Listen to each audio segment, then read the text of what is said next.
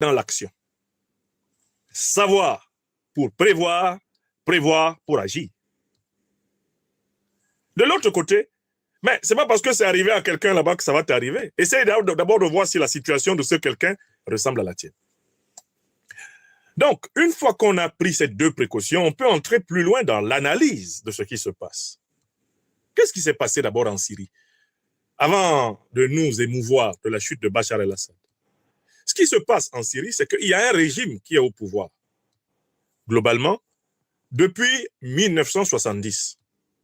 Le père du président syrien déchu, Bachar el-Assad, s'appelait Hafez el-Assad. Il était dans l'appareil d'État du parti Baas en Syrie depuis les années 60. Il a fait un coup d'État en 1970. Il s'est installé au pouvoir jusqu'à sa mort en 2000. Vous calculez de 1970 à 2000. Ça fait combien d'années? 70 à 2000. Ça fait 30 ans. 30 ans de pouvoir de Hafez el-Assad. Hafez el-Assad meurt. Qui succède à Hafez el-Assad?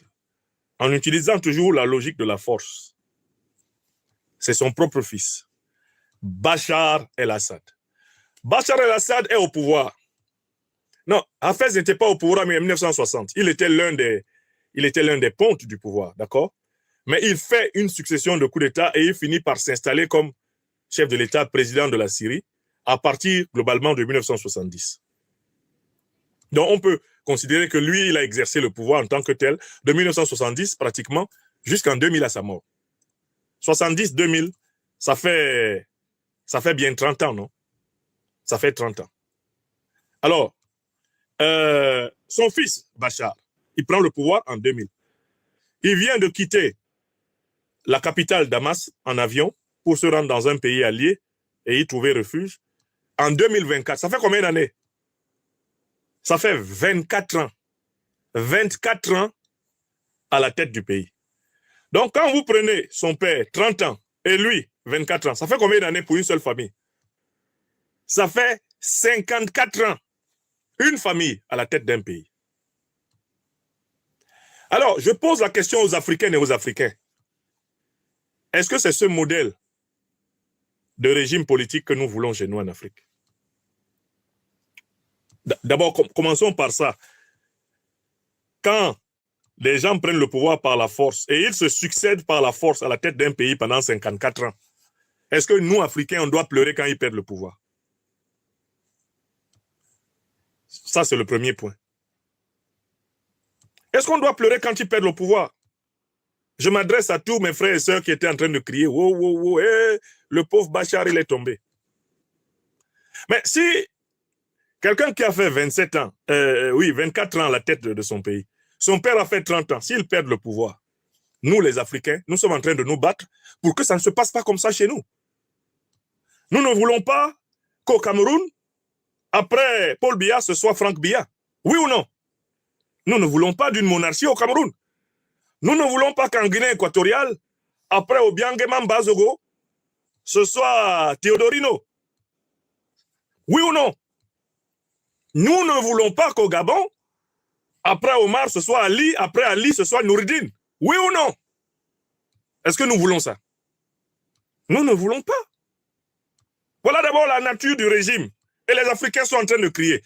Est-ce que nous sommes d'accord qu'au Togo, après Gnassingbé et Yadema, ça soit Fort Gnassingbé? Après Fort Gnassingbé, ça soit le fils de Fort Gnassingbé? Est-ce que nous voulons ça? Est-ce que nous, Africains, on veut ça?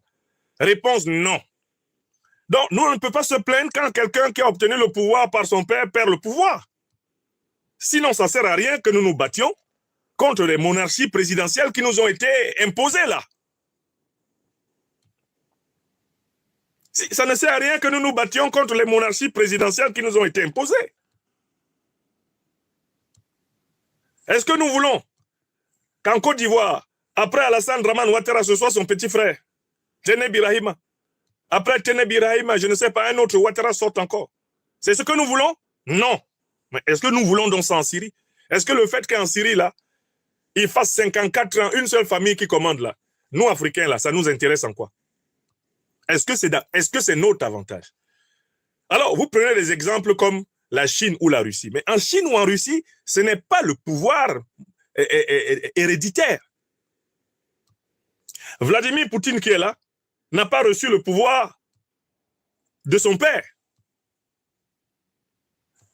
Le président chinois qui est là, Xi Jinping, il n'a pas reçu le pouvoir de son père. Ce n'est pas le père de Xi Jinping qui était au pouvoir avant lui. Hu Jintao n'est pas le papa de Xi Jinping. D'accord? Donc déjà les Africains, mais il faut qu'on se calme et qu'on sache ce qu'on veut. Qu'est-ce qu'on veut? Est-ce qu'on veut des dynasties à la Bachar el-Assad chez nous? Est-ce que c'est ce qu'on veut? Alors ça c'est d'abord le premier point. Donc en fait, déjà il faut savoir que le régime Assad est tombé en raison de sa propre nature. C'est un régime héréditaire. Il s'agit par conséquent d'un régime qui souffrait depuis sa naissance d'un déficit de légitimité. C'est un régime qui souffrait depuis sa naissance d'un déficit de légitimité. C'est-à-dire que c'est un régime qui n'a jamais pu pleinement recevoir l'assentiment de son peuple. Le régime là est tombé parce que c'est la nature de ce type de régime de tomber. C'est-à-dire, même sans les terroristes qui les ont attaqués, ils allaient tomber. Pourquoi? Parce qu'ils n'ont jamais réussi à convaincre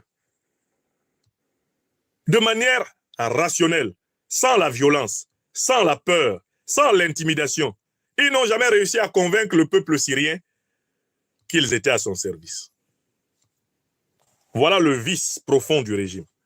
Et quand vous regardez la manière dont le régime est tombé, vous vous rendrez compte que Bachar tombe pour une deuxième raison.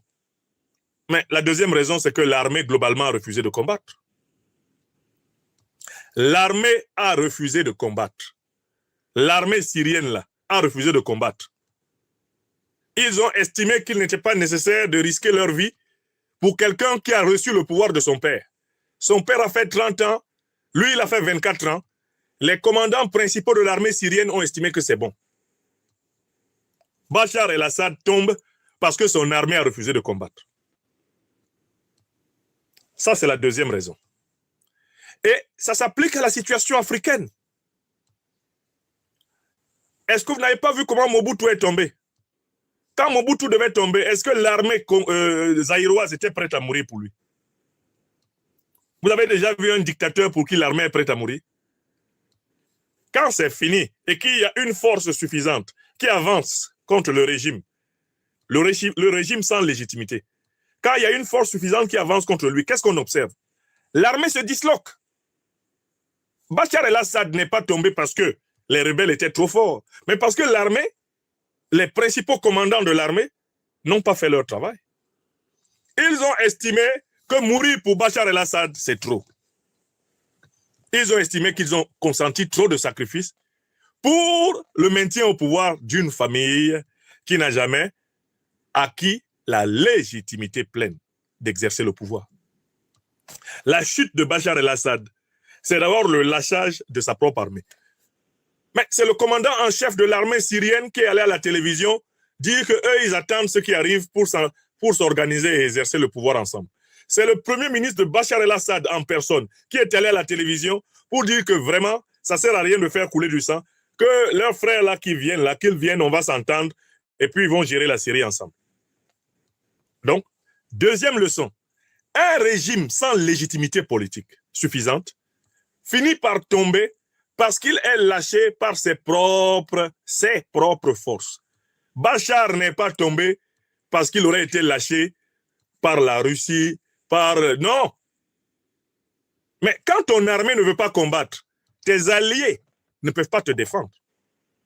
Quand ton armée, toi-même là, ton chef d'état-major ne veut pas combattre, il est assis dans la base militaire là-bas, désormais il se protège de toi grâce aux militaires. Et tu lui dis, mais c'est comment? Défends la capitale. Il dit non, président, c'est mieux que tu partes. On n'est pas prêt à mourir ici pour toi. Quand ton armée n'est pas prête à combattre, tu restes là pourquoi? Bachar el-Assad a bien compris. Mais c'est la situation de Blaise Compaoré en 2014.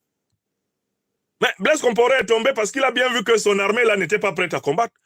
Il y avait un dernier carré de fidèles au palais présidentiel qui peut-être aurait été prêt à aller jusqu'au bout, mais dans tous les cas, ils auraient été zigouillés parce que le gros de l'armée l'avait lâché. Compaoré quitte le pouvoir comme Bachar el-Assad parce que son armée l'a lâché. Les commandants en chef de l'armée burkinabé avaient lâché Blaise Compaoré. Donc quand tu prends ton téléphone, toi là, tu prends ton téléphone, tu appelles un tel, il ne répond pas bien, ou il répond lentement. Hein, tu sens dans sa voix que vraiment tu le déranges. Il y en a même qui avaient déjà jeté leur téléphone en brousse. Il y en a qui avaient jeté leur téléphone, ils ne répondaient plus. Tu appelles, il ne décroche pas. Tu appelles tel, il ne décroche pas. Mais en fait, tu sens que tu es débranché, il faut partir. Donc, attention, Africain. Bachar el-Assad tombe parce qu'il est lâché par son armée. Son armée a décidé de négocier avec les terroristes.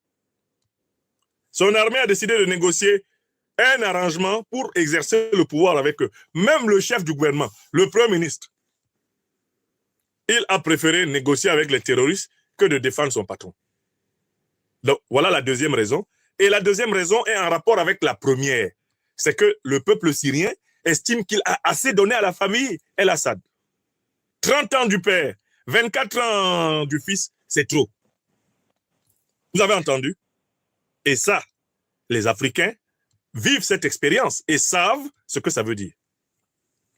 Passons à la troisième raison. La troisième raison pour laquelle Bachar el-Assad tombe.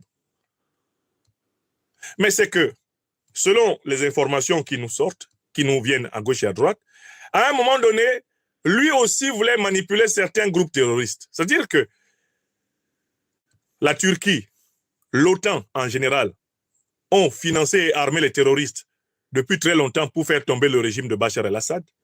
Mais à un moment donné, le régime de Bachar el-Assad, lui aussi a voulu financer le terrorisme. C'est-à-dire, en fait, que lui aussi avait ses terroristes à lui, qui, au nom de l'islam, compris d'une manière bien sûr tordue, exerçaient la terreur la plus aveugle.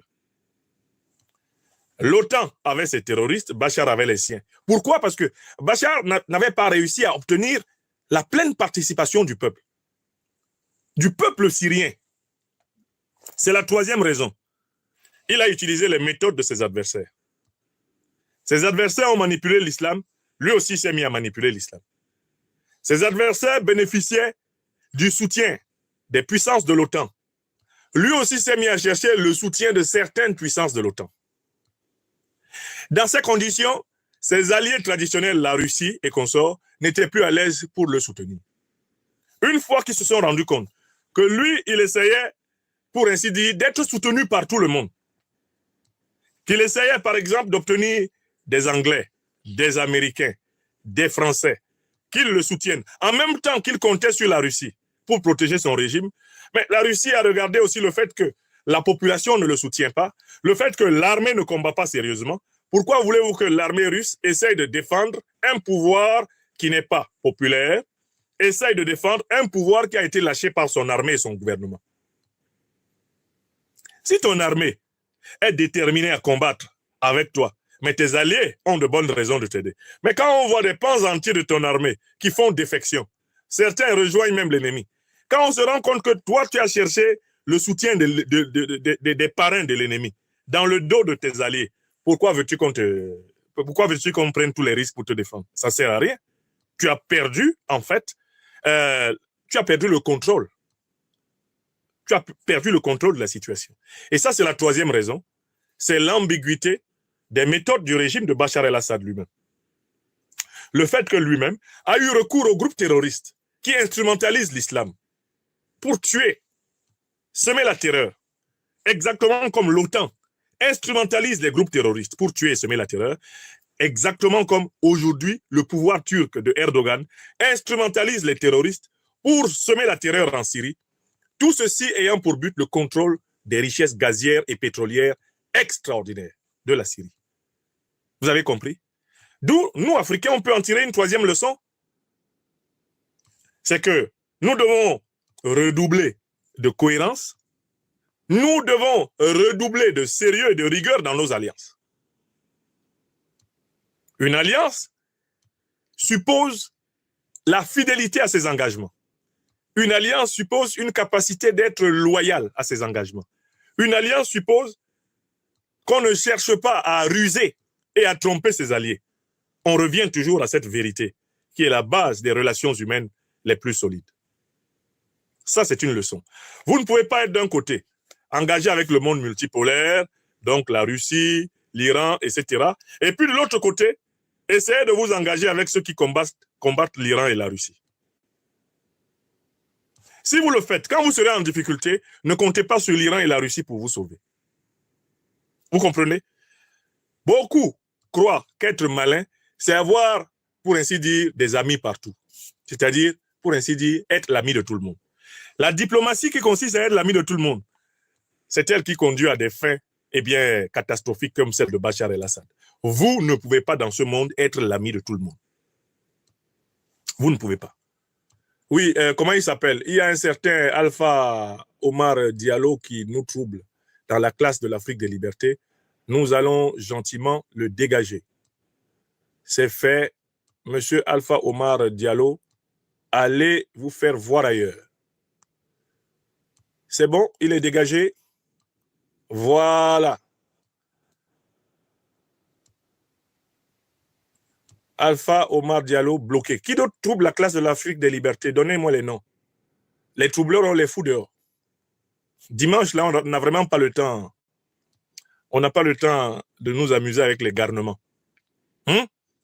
Le docteur des preuves est au travail. Donc, tous ceux qui ne veulent pas bénéficier d'une modeste lumière, qu'ils vaquent à leurs occupations. Sinon, bloquez tout. Bloquette. Sinon, Menkiroué, je te coupe. Comme on dit en Bassa Bantou, Menkiroué, je te coupe. C'est tout. Voilà. Donc, s'il y a quelqu'un qui trouble encore là, vous me précisez son nom. On l'envoie au diable, vous verrez. Bon. Donc, la troisième raison pour laquelle Bachar el-Assad tombe, c'est le cafouillage d'alliance. C'est la volonté de passer dans le dos de ses alliés principaux et de négocier avec les pires ennemis de ses alliés. Donc, en fait, il a tenté à certains moments de manger à tous les râteliers. Ça ne marche pas comme ça. Et c'est une leçon pour l'Afrique. C'est une leçon pour l'Afrique. Enfin, il y a une quatrième leçon extrêmement importante, la chute de Bachar el-Assad. Alors, cette chute est l'occasion pour les Africains de voir très clairement que Al-Qaïda et l'État islamique sont vraiment des organisations qui sont des supplétifs de l'OTAN. La crise syrienne est un tableau clair. L'OTAN s'est affichée ouvertement comme étant le soutien des terroristes. La totalité des États de l'OTAN a soutenu les terroristes qui ont envahi la Syrie. L'Afrique a, avec la Syrie, l'occasion de comprendre une dernière fois, une bonne fois pour toutes, qu'elle n'est pas attaquée pour des raisons religieuses, par de soi-disant djihadistes, elle est attaquée par des mercenaires terroristes de l'OTAN. Regardez l'alignement de tous les grands médias occidentaux derrière les organisations terroristes qui ont renversé Bachar el-Assad. C'est un alignement éclatant. Tous les grands médias occidentaux ont ouvertement soutenu l'attaque terroriste contre la Syrie. Ce qui permet aux Africains de savoir qui est derrière les terroristes qui attaquent l'Afrique. Les terroristes qui attaquent l'Afrique sont des mercenaires otaniens. C'est la vérité. La Syrie nous l'enseigne. Et la Syrie est l'occasion pour les pays africains qui coopèrent avec un certain nombre de puissances du Moyen-Orient, soit alliés de l'OTAN, soit membres de l'OTAN, l'occasion pour les Africains de connaître ces puissances et de savoir qu'elles se caractérisent toutes par une duplicité profonde. Tous ceux qui marchent avec cette alliance de l'OTAN, ce sont des gens qui du jour au lendemain se retrouvent parmi vos ennemis. La Syrie est un tableau d'école pour les dirigeants africains. Je vois toujours les dirigeants africains qui se lèvent. Ils vont au Qatar, ils vont aux Émirats arabes unis, ils vont en Arabie saoudite, ils vont au Bahreïn, ils vont dans toutes ces monarchies du Golfe et ils font de l'âge sourire. personnellement, je me demande si ces dirigeants ne savent pas que ces pays sont les principaux cofinanciers des organisations terroristes. Quand tu te lèves chez nous en Afrique, tu t'en vas au Qatar. Est-ce que tu sais que le Qatar est l'une des puissances du Moyen-Orient qui a amplement contribué au saccage de la Libye, c'est-à-dire à la déstabilisation de l'Afrique? Je pose cette question. Nous sommes le dimanche 8 décembre. Et les Africains, nous devons poser cette question à nos dirigeants. Est-ce que vous ne savez pas que le Qatar a participé directement? L'armée qatari faisait partie de ceux qui ont bombardé et cassé la Libye. Est-ce que vous ne savez pas que la base arrière de l'organisation Al-Qaïda, sa base principale au Moyen-Orient, c'est le Qatar et dans la ville de Doha? Vous le savez ou pas? Je pose cette question à nos dirigeants africains. On doit poser la question des relations diplomatiques avec les pays du Moyen-Orient qui sont les principaux cofinanciers du terrorisme international. Pourquoi nos dirigeants n'ont-ils pas le courage de poser cette question? Moi, j'ai une réponse. Je sais pourquoi nos dirigeants n'ont pas le courage de poser cette question en Afrique. C'est à cause de la prédominance spirituelle de ce Moyen-Orient sur une bonne partie de notre continent. Écrivez ça. Écrivez, écrivez. Je suis le serviteur de l'Afrique des libertés. C'est la seule raison. C'est la seule raison pour laquelle les dirigeants africains ne posent pas au grand jour le problème du rôle du Moyen-Orient dans la déstabilisation de l'Afrique. Pourtant, après l'Occident politique, le Moyen-Orient est au cœur de tous les ravages que nous connaissons en Afrique. Il n'y a pas qu'Israël. Hein. Toutes ces monarchies-là, toutes ces monarchies pétrolières du Golfe sont liées au groupe terroriste qui ensanglante le continent africain.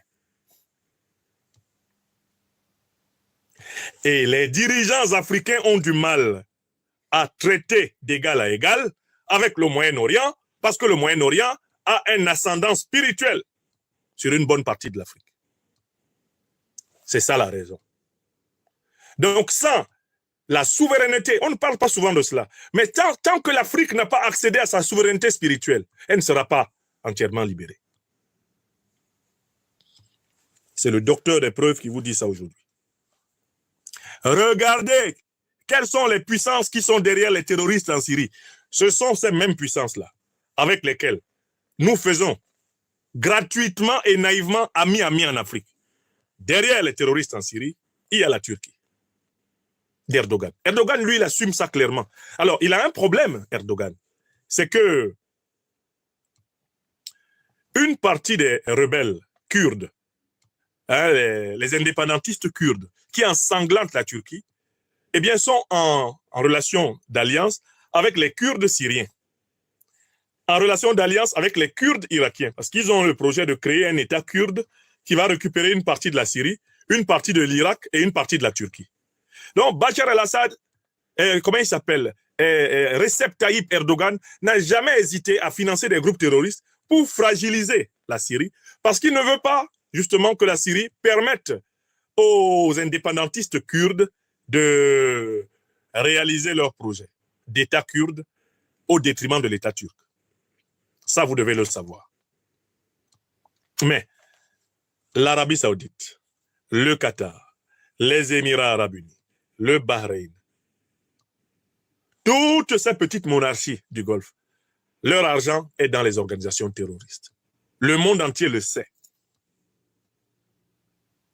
Leurs banques ont brassé et brassent l'argent du terrorisme, qu'elles blanchissent à volonté et à outrance. Le monde entier le sait. Les leaders des organisations terroristes vivent libres dans ces pays.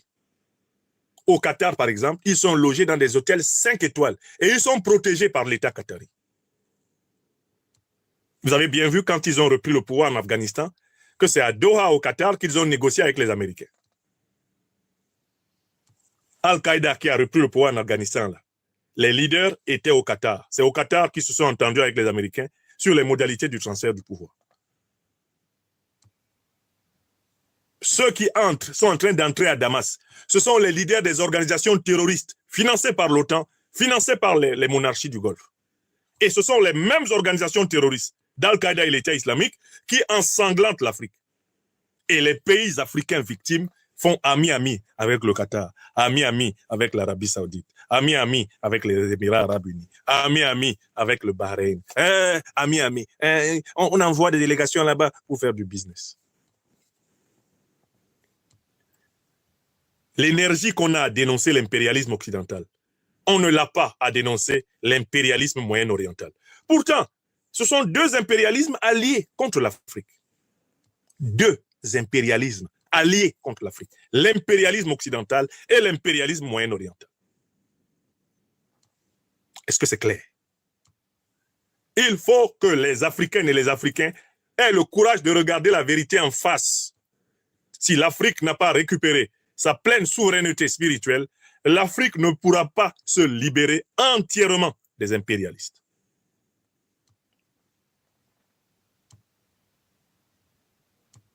L'Afrique ne pourra pas entièrement se libérer des impérialistes si elle n'a pas récupéré sa souveraineté spirituelle.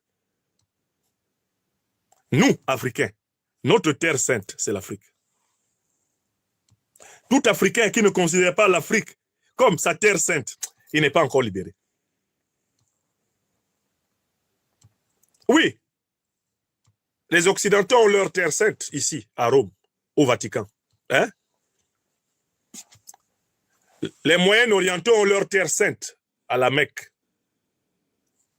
C'est chez eux là-bas.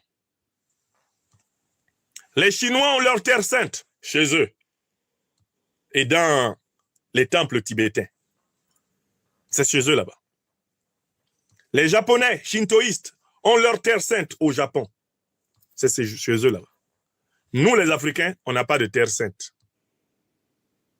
À moins que nous soyons libérés spirituellement pour considérer toute l'Afrique, et notamment l'Afrique noire, comme la terre sainte des Africains. C'est notre terre sainte. Moi, Nyamsi Wa Cameroun, Wa Africa, je proclame que Kemet, que l'Afrique, c'est ma terre sainte. Je n'en ai pas d'autre au monde. Chacun va au ciel par sa terre sainte. Moi, je vais au ciel par la terre de mes ancêtres. Au nom de Dieu. Oui, Job. Mon chemin vers le ciel, là, je passe par mes ancêtres. Je passe par Cameroun Nyamsi, dit Jacques Nathan Nyamsi. Ngobason Naomi. Et puis on remonte. Cameroun Nyamsi son père s'appelait Kon Raphaël. Au-dessus de Kon Raphaël, il y a Willem Nyamsi. Au-dessus de Willem Nyamsi, il y a Mbende Nyamsi. Au-dessus de Mbende Nyamsi, il y a Akou Nyamsi. Voilà comment on monte. Tous ceux qui parmi eux sont angélisés, ils sont mes médiateurs jusqu'à Dieu. Quand je vais à Lokat, en Pays Bassa, chez ma mère, qui est une Ngobasson, je trouve son père, Daniel Basson, Ngwem. Je trouve le père de son père, Ngwem Basson. Je monte au-delà de Ngwem Basson. J'entre maintenant dans le foyer de Lorungongo. Et je commence à monter jusqu'à Dieu. Voilà le chemin. Voilà le chemin. Ma terre sacrée, c'est mon pays natal. L'Afrique. Tout Africain qui se promène ici dehors et qui ne considère pas l'Afrique comme sa terre sacrée, il n'est pas libéré. Écrivez ça. Tilana Yomi. Si l'Afrique n'est pas ta terre sainte, tu n'es pas libre. Tous les peuples libres de ce monde considèrent leur terre comme sainte. Leur terre à eux, la leur, pas celle des autres. Yamewa. Oui. Quand je suis au Cameroun, je suis dans ma terre sainte. Quand je suis en Afrique en général, je suis dans ma terre sainte. C'est la terre de mes ancêtres. C'est là que la plupart des nombrils des miens sont enterrés. Et le lien aux ancêtres angélisés, le lien au Tout-Puissant, c'est toujours à partir de tes ancêtres. C'est pas par les ancêtres des autres que tu rejoins le Seigneur. C'est faux. C'est cela que disent toutes les Écritures, honore ton père et ta mère. Et ainsi, tes prières seront agréées par Dieu, qui les a tous créés et qui t'a rendu possible grâce à eux. Voilà l'un des problèmes qu'a l'Afrique. Face à l'impérialisme moyen-oriental, l'Afrique se présente démunie. L'Afrique se présente comme un manchot à qui on demande de prendre son courage avec deux mains. Toi, tu as déjà vu quelqu'un qui est manchot et qui prend son courage avec deux mains?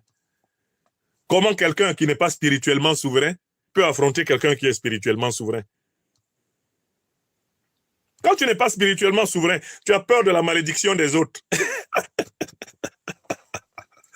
Quand tu n'es pas spirituellement souverain, tu as peur de la malédiction des autres. Tu as peur que si on dit un mot contre toi, depuis le Vatican, ou bien depuis la Mecque, ou bien je ne sais pas depuis quel endroit là, Jérusalem, hein, les Juifs, ils ont leur terre là. Si on dit un mot contre toi là-bas, ouais, tu es fini.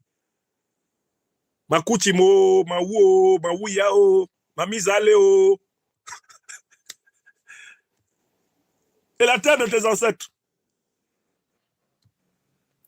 qu'est-ce qu'elle vaut dans ta vie? La terre de tes ancêtres, qu'est-ce qu'elle vaut? Si les autres peuvent te maudire à partir de la terre de leurs ancêtres, toi aussi tu peux les maudire à partir de la terre de tes ancêtres. Oui ou non? Et c'est Dieu qui va arbitrer entre toutes les malédictions, celles qui sont légitimes ou pas.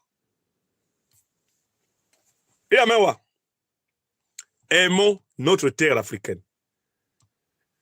Nous, Africains, partout où nous sommes dans le monde, nous sommes orientés vers l'Afrique.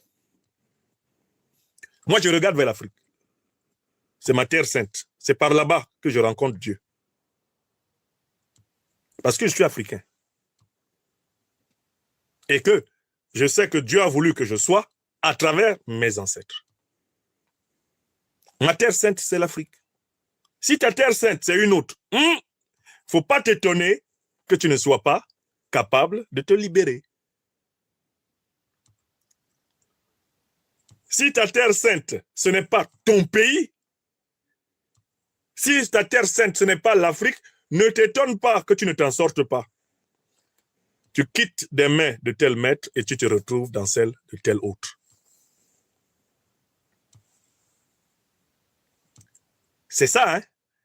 Et voilà pourquoi, dans tous nos pays africains, les victimes qui n'ont pas été enterrées correctement, les innocents qui ont été massacrés et qu'on n'a pas justifié, qu'on n'a pas honoré, à qui on n'a pas demandé l'apaisement. Les millions de personnes qui ont été contraintes soit à l'exil, qui ont été exterminées, toutes ces âmes qui ont été gâchées. C'est cela qui fait que nos pays sont moralement et spirituellement bloqués. Parce qu'un pays où on n'a pas honoré les héros ne peut pas se libérer. Parce que les énergies du monde spirituel, du monde mental, du monde intellectuel, du monde moral, ne peuvent pas descendre fluidement dans un peuple qui n'a pas honoré ses plus nobles représentants. Je prends l'exemple du Cameroun. On a tranquillement massacré entre 1955 et 1971 1 million de personnes au Cameroun. Il n'y a jamais eu de rituel de purification. Il n'y a jamais eu de rituel en l'honneur de ces personnes. Ces personnes n'ont même pas un grand monument national. Il n'y a même pas un jour où toutes les Camerounaises et les Camerounais sont appelés à saluer leur mémoire. Comment le pays peut-il se projeter vers l'avant alors qu'il n'a pas enterré ses innocents, alors qu'il n'a pas honoré ses héros? Quelle nation a pu se relever d'un tel mensonge à son propre esprit saint? Et on peut appliquer ce raisonnement à plusieurs pays africains. Si nous ne sommes pas capables d'affronter ceux qui nous considèrent comme des bêtes de somme, ceux qui manipulent les groupes terroristes, ceux qui financent le terrorisme, si nous ne sommes pas capables de les affronter sur le terrain des idées et sur celui de la matière, mais ne nous plaignons pas de nos malheurs. Ça veut dire que nous sommes les auteurs de nos malheurs.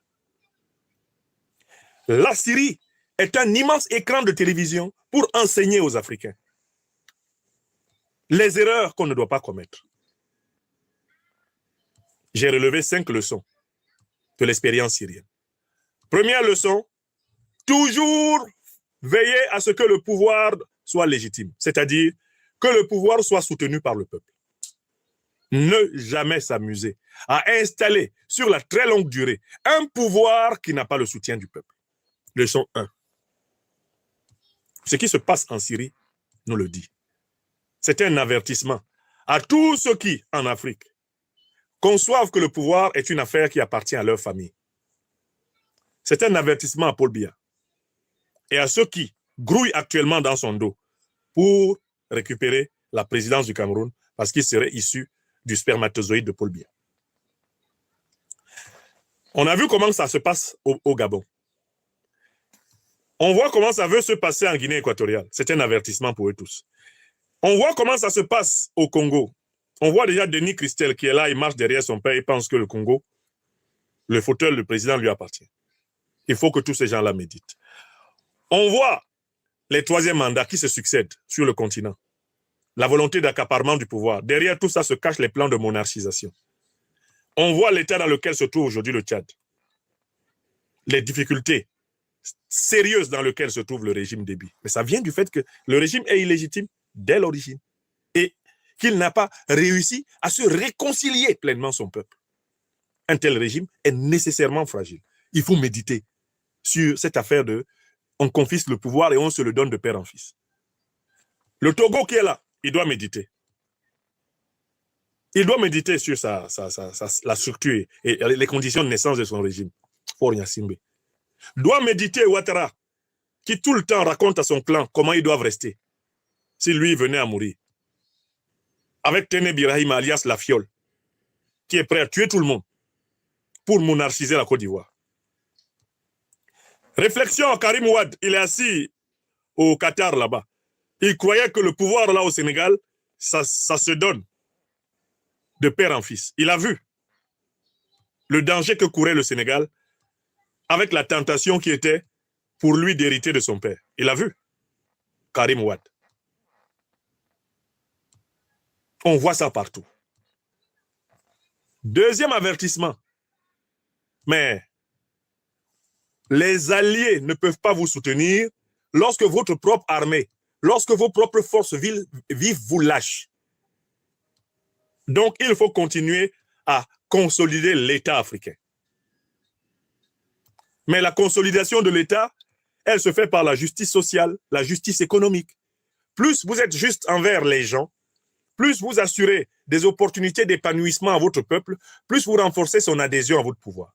Plus vous êtes systématiquement enclin à utiliser la violence, la brutalité, la prison pour les moindres contestations, plus vous perdez la confiance de pans entiers de votre peuple. Et quand votre régime entre en difficulté, il est facile à cueillir. Il est facile à cueillir. Il est facile à cueillir. Troisième élément important de la leçon que nous tirons de cette affaire. Le double jeu dans les alliances. La volonté de manger à tous les râteliers. Attention. Quand on est dans une lutte anticolonialiste, anti-impérialiste, on ne s'allie pas avec les puissances colonialistes et impérialistes. On les évite. On ne les associe pas à ces secrets. Parce que ces puissances, par définition, sont traîtresses. Ces puissances, par définition, sont traîtresses. N'est-ce pas? Mais quatrième leçon, extrêmement importante. On a bien compris la nature de l'agression que subit l'Afrique. On a bien compris la nature de cette agression. Et on sait que l'Afrique n'est pas l'objet d'une guerre religieuse. Les prétendus djihadistes sont en fait des organisations terroristes armées par l'OTAN et les puissances du Moyen-Orient contre l'Afrique. La Syrie nous donne l'occasion de voir ça comme ça en plein jour. Et on a eu l'occasion de voir les médias occidentaux, sans honte, soutenir les organisations terroristes. Tout comme on les a vus quand ils ont cru que Prigojine allait renverser Poutine, devenir des soutiens de Prigojine. En un week-end, toute la presse occidentale était devenue prigoginienne. Prigojine était présenté comme un héros, comme un bon Dieu, dans l'espoir qu'il renverse Poutine. Vous avez vu la presse occidentale pendant toute cette campagne fulgurante contre Bachar el-Assad. Elle a soutenu massivement les terroristes. Elle leur a accordé des interviews à la une, sur CNN, sur MSNBC, tous les grands médias de l'OTAN se sont offerts aux terroristes pour que les terroristes plastronnent. Ils les ont habillés de noms nobles, rebelles, indépendantistes, séparatistes. Et c'est ce que nous voyons. C'est la stratégie que nous les voyons mettre en œuvre en Afrique contre la Confédération, l'Alliance des États du Sahel. Donc, la Syrie, je le dis bien, c'est un tableau clair. Pour les Africains, les derniers qui dorment, n'ont qu'à lire les événements de Syrie. Et ils savent à qui on a affaire. Et enfin, 5e leçon, la souveraineté spirituelle est un élément important de l'émancipation africaine. Je ne dis pas qu'on ne doit pas, on ne peut pas être africain et chrétien. Je ne dis pas qu'on ne peut pas être africain et musulman. Non, on peut être africain et juif. Mais on doit d'abord être africain. Je recommence. On peut tout à fait être africain et chrétien, africain et musulman, africain et juif, africain et traditionnaliste africain. Mais dans tous les cas, il faut d'abord être africain quand on est africain. Nous sommes d'abord africains. Donc pour nous, Africains, la première terre sacrée, c'est l'Afrique. D'ailleurs, l'Afrique, c'est le premier lieu d'habitation de l'humanité. Historiquement, on sait que l'être humain a été créé par le Tout-Puissant sur notre continent. Nous sommes le jardin originel de l'humanité. Nous, Africains. Nous sommes le berceau de l'humanité. Donc, il n'y a pas de terre plus sacrée que l'Afrique. L'Afrique est la plus sacrée de toutes les terres, pour toute l'humanité. Parce que c'est en Afrique que l'humanité a vu le jour. Elle est le berceau de l'humanité. Et les Africains doivent prendre conscience d'être les héritiers de la plus sacrée des terres du monde. La première terre humaine. Imbaayem. En Bassa Bantou, ça veut dire chez moi. Quand je marche dans les rues d'Occident, les rues d'Amérique, les rues d'Asie, moi, Africain, je sais que je viens de la première grande humanité terrestre. Tu ne peux pas m'intimider avec tes malédictions vaticanesques, tes malédictions méquistes, tes malédictions jérusalémistes ne me touchent pas. Non pas que je néglige ta croyance, je dis simplement que je viens d'Afrique. Mes ancêtres avant les tiens honoraient le Tout-Puissant. Le fondateur des 3 monothéistes, des 3 religions monothéistes est un Africain d'éducation, de civilisation. Il s'appelle Moïse, Moussa, Moshe. Le père du monothéisme est un prince négro-égyptien. Écrivez ça. C'est une vérité scientifique. Je dis bien scientifique. Donc on ne va pas venir impressionner les Africains avec la sacralisation des terres des autres et la désacralisation de leur propre terre. Ça, c'est un élément fondamental de la libération de l'Afrique. Quand l'Afrique se sera resacralisée, quand la terre africaine sera la terre sainte, première de tous les Africains, ou de leur écrasante majorité, il ne sera plus possible pour nous d'être complaisants envers telle ou telle domination. Nous aurons entièrement recouvré notre souveraineté. La souveraineté, elle est militaire, elle est économique, elle est politique, elle est culturelle et par-dessus tout, la souveraineté est spirituelle. Voilà les 5 souverainetés. Souveraineté militaire, sécuritaire, souveraineté économique, souveraineté politique, souveraineté culturelle en général et 5e souveraineté, la couronne suprême de la souveraineté, souveraineté spirituelle. Quand tu possèdes ces 5 souverainetés en toi, quand tu les possèdes dans ton pays, quand tu les possèdes dans ta région, quand tu les possèdes dans ton continent, tu es respecté même par tes pires ennemis sur la terre. Quand tu passes, ils disent, voilà un homme. Voilà un homme qui passe. Voilà. Voilà un être humain. Voilà une femme humaine qui passe. Quand tu passes et que tu as en toi ces 5 souverainetés que j'ai évoquées, on sait que quelqu'un ou quelqu'une passe. Énorme longueur. Et c'est à cela que nous travaillons. Nous travaillons à rendre à chaque Africaine et à chaque Africain les 5 souverainetés. La souveraineté sécuritaire, la souveraineté économique, la souveraineté politique, la souveraineté culturelle et la souveraineté spirituelle. Cette souveraineté ne signifie pas la fermeture à l'autre. Quand tu es souverain, tu peux justement accueillir. Quand tu es souverain, tu peux être hospitalier parce que tu es assis en toi-même, parce que tu as ta force en toi-même. Tu ne peux pas inviter quelqu'un à manger chez toi alors que tu n'as pas à manger. Tu ne veux pas inviter quelqu'un à partager quelque chose avec toi alors que tu n'as rien à partager. Donc, tu dois t'efforcer d'être souverain pour pouvoir avoir des relations équilibrées avec les autres. Tu dois t'efforcer d'avoir une assise en toi-même. Ce que les Allemands appellent la Selbstständigkeit. Dans la langue allemande, stenden. Stehen veut dire se tenir. Selbststehen, se tenir en soi.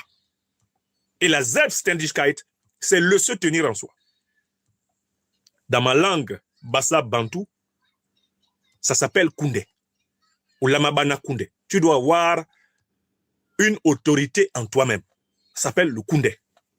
K-U-N-D-E, accent grave. En Bassa Bantou. Ou Lamabana Koundé. Tu dois avoir le pouvoir, l'autorité. Mais cette autorité elle se décline en ces 5 phases. En tant qu'individu, et en tant que société, en tant que nation, en tant que communauté historique, en tant que continent, on a besoin des 5 souverainetés. Alors, beaucoup ont tendance à s'arrêter à la souveraineté politique, ne sachant pas que vous ne pouvez pas avoir une véritable souveraineté de défense, une véritable souveraineté économique, une véritable souveraineté politique si vous n'êtes pas culturellement et spirituellement souverain. C'est-à-dire que si vous n'avez pas votre chemin à vous pour aller vers Dieu, oui, si votre chemin vers Dieu passe par la souveraineté d'un autre, vous n'êtes pas pleinement souverain. Vous n'êtes pas pleinement souverain. Et voilà pourquoi la Russie a bâti l'église orthodoxe russe. Et il y a le pape orthodoxe, hein, il est là-bas, en Russie. Ce n'est pas le pape de Rome hein, qui commande à l'église russe. Non. Il y a l'église orthodoxe russe. Oui. Qui n'obéit pas à Rome. Ils ont compris ça, les Russes. Ils ont compris ça, ils ont dit non. La terre sacrée des Russes, c'est la Russie. Et ils l'appellent parfois, dans les milieux orthodoxes, la Sainte Russie. Oui. Pour les Russes, la première terre sacrée du monde, c'est la Russie. Yamewa. Toi, Africain, tu marches là, bon. La terre sacrée, c'est toujours là-bas. Ah non, je dois prendre l'avion pour aller à Jérusalem. Allez, je dois aller. Et tes ancêtres, c'était tous des couillons. Aucun d'entre eux ne savait prier. Il n'y a aucun endroit sacré chez toi. Il n'y a aucun endroit sacré. Dans le village de ton père, dans le village de ta mère, on ne t'a jamais dit qu'il y a un endroit sacré. Il n'y a pas de bois sacré. Il n'y a pas de lieu religieux sacré chez toi sur lequel tu puisses ancrer ta foi. Mais ta propre maison en Afrique, ce n'est pas sacré. Ce n'est pas là qu'ont vécu tes parents. La case de ton père, de ton grand-père, leur plantation, leur tombe, tout ça là n'est pas sacré. Tu vas chercher le sacré où? Mais l'Afrique se fait massacrer parce qu'elle cherche son sacré chez les autres. Quand tu t'en vas chercher ton sacré chez les autres, ce sont les autres qui te donnent des bénédictions ou des malédictions et tu y crois. En plus, tu y crois. Quelqu'un qui ne te considère pas comme étant détenteur d'un sacré, d'une souveraineté, et il te maudit, tu crois. Il te bénit, tu crois. Comment veux-tu être libre?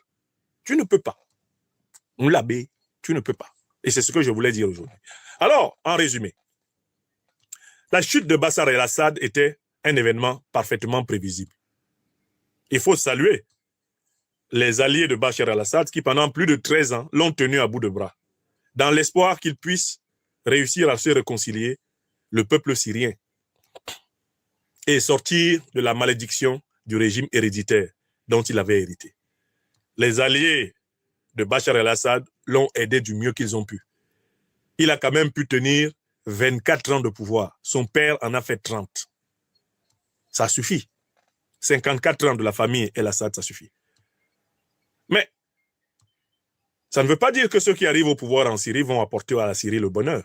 La Syrie entre dans une période catastrophique. Elle va connaître incontestablement des malheurs plus grands, puisque ceux qui ont financé les terroristes les ont financés pour pouvoir piller davantage la Syrie.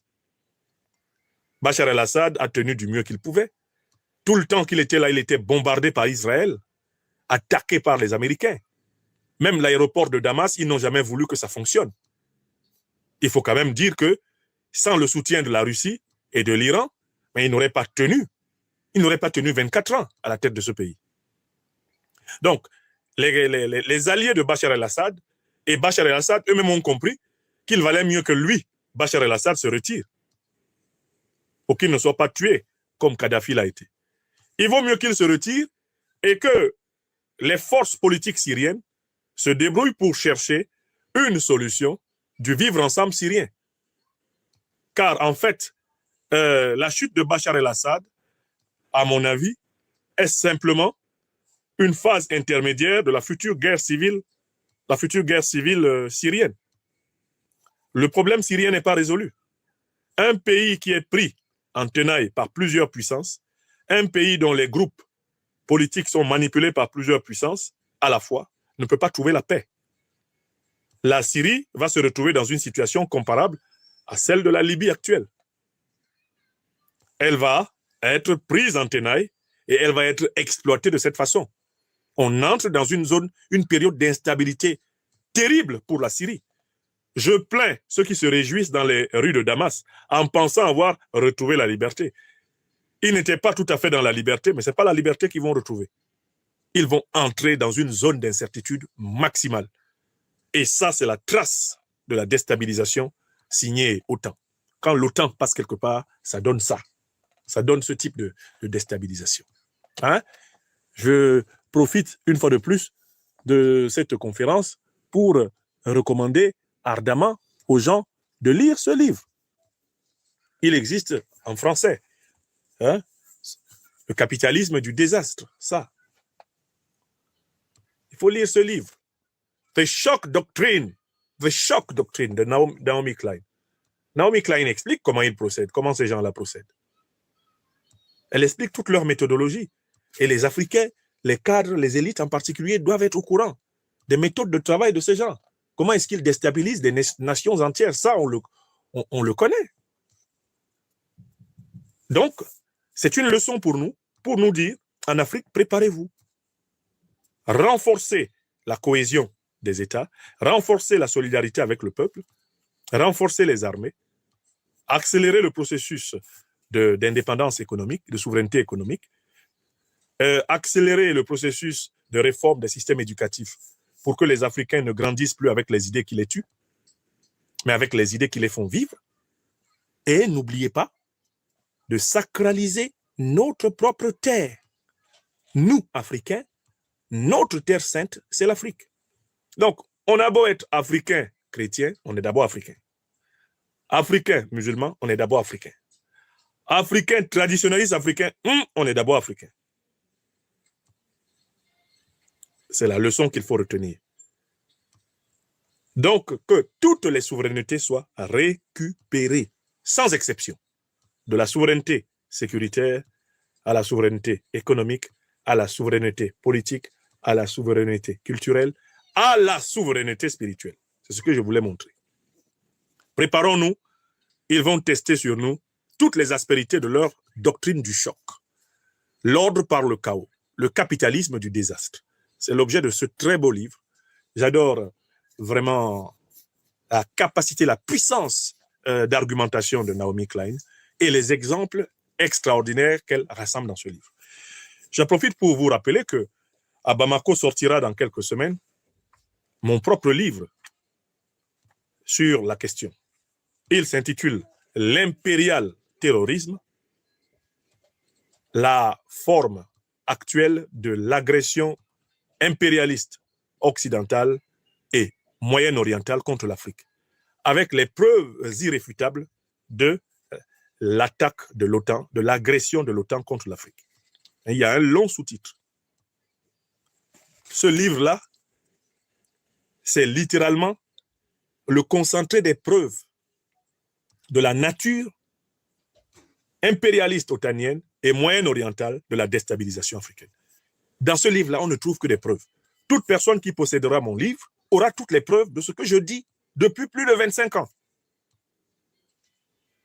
Et que j'ai dit avec insistance depuis l'invasion de la Libye, la destruction de la Libye par l'OTAN. Tout est rassemblé dedans. Celui qui possède le livre pourra même se promener avec le livre sous les selles comme ça. Dès que quelqu'un commence à parler, dit « Attends, on va te donner, tu veux quelle preuve? Tu contestes quoi? On dit c'est l'OTAN qui attaque l'Afrique. Tu veux des preuves? Ok. J'ai le bouquin du docteur des preuves. Et là, les preuves sont consignées avec archives. Prends ton téléphone. Tu as Internet? Oui. Ok. Tape ça. Allons-y. Allons-y. Preuve 1, va lire. Preuve 2, va lire.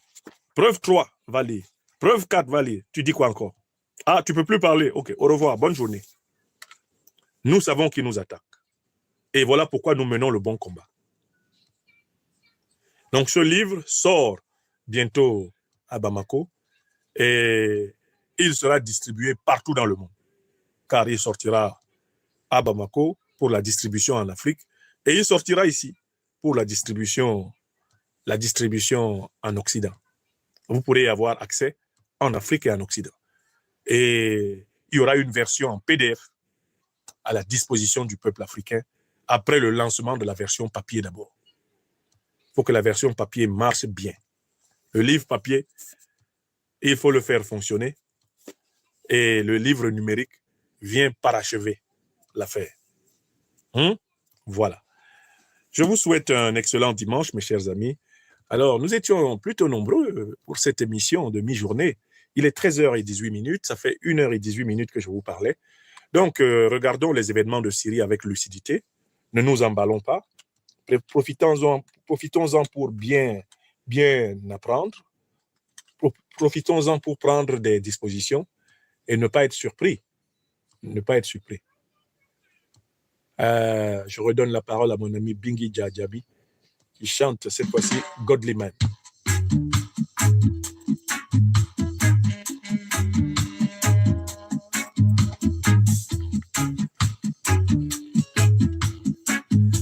Alors, nous étions plutôt nombreux aujourd'hui. Je vais voir combien nous étions sur TikTok. En général, sur TikTok, on approche souvent les 30 000 pour nos émissions du week-end. Je vais voir et vous le dire. Nous étions près de 4 000 en direct sur Franklin Nyamsi, Wakameroun, l'Afrique des libertés. Plus de 1100 personnes en direct sur l'Université libre de l'Afrique des libertés, YouTube. Plus de 1000 personnes en direct sur Facebook Franklin Nyamsi. Merci de votre fidélité. Merci de partager massivement cette émission. Et merci à celles et ceux qui seront à nos côtés le 19 décembre prochain à Rouen pour écouter le verdict du procès engagé par la dictature d'Emmanuel Macron contre votre serviteur, au motif que votre serviteur aurait détourné les dons que vous lui avez offerts. Une simple incongruité, une aberration. Je salue le collectif d'avocats mobilisés à nos côtés et coordonnés par Maître Tifutawo Woshawo Aboubex, avec Maître Alexis Ihou, Maître Sylvain Senda, Maître Babin, Maître Corinne Jeanne et Léa Tangan, Maître Mbeko, je salue Maître Balonga, toutes ces robes noires sur toute l'étendue du territoire européen mobilisés pour la défense de l'Afrique des libertés. Je salue nos amis en France, en Europe, en Amérique, en Asie, dans les îles des océans Indiens et Atlantiques. Bien sûr, comment oublier que nous devons à notre mère Afrique, aux peuples africains, dans toute l'étendue de l'Afrique noire, le meilleur des soutiens, l'union de prière, les bénédictions, les vibrations de la terre sacrée africaine qui nous parviennent où que nous soyons dans le monde. Force et courage à toutes les armées panafricanistes révolutionnaires.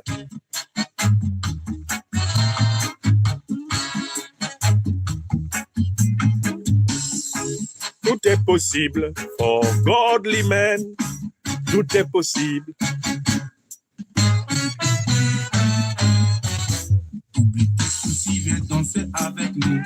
C'est Bingil Djadjame. Il chante Godly Man. L'homme divin, l'homme qui aime son Dieu et que son Dieu aime. Soyons ces hommes et ces femmes. Ayons confiance que le temps de l'Afrique est venu.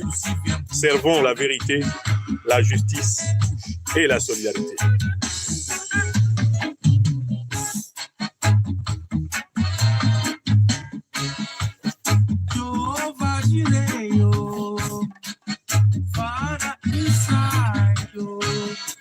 La vie est une école, l'homme est un apprenti et la douleur son maître sur le chemin de l'avenir. Voici le was, le serpent sacré de la connaissance que mes ancêtres tenaient il y a très longtemps à Kemet et qui n'aurait jamais dû quitter notre main.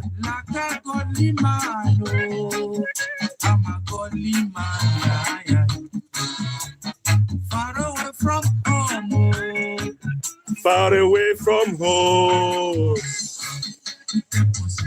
For godly men, tout est possible. For godly men. Le docteur des preuves a fait son travail. Retrouvons-nous plus tard pour d'autres points d'actualité africaine. On trouve facilement le livre de Naomi Klein. Si vous le cherchez sur Internet, vous l'aurez. Portez-vous bien.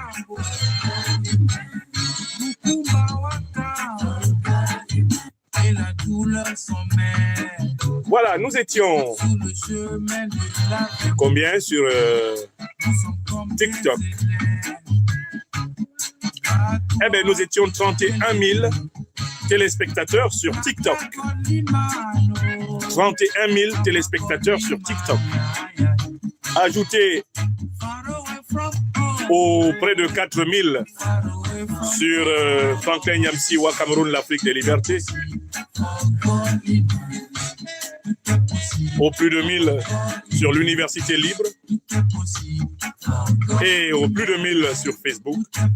Cela fait 36 000 téléspectateurs en direct de cette émission du dimanche. J'en suis honoré. Soyez bénis.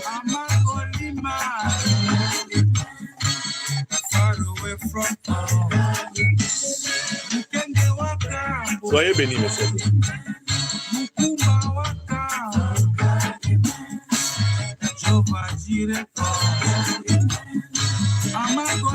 Soyez 36 000 fois bénis et merci d'avoir partagé cette émission. Bon dimanche. Paix, joie et amour chez vous. Paix, joie et amour chez vous, mes chers amis. Merci. Merci beaucoup. Merci.